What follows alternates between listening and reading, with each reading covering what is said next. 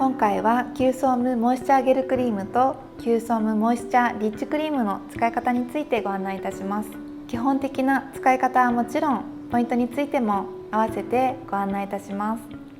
まずパール1粒分から2粒分手のひらにのせます。額、鼻、顎、両頬の5点に置いていただくか、手のひらになじませていただいてからお顔の中心から外側に向かってなじませていきます。その後、目の周り、鼻、口の周りは指先の腹を使って優しくなじませていきましょ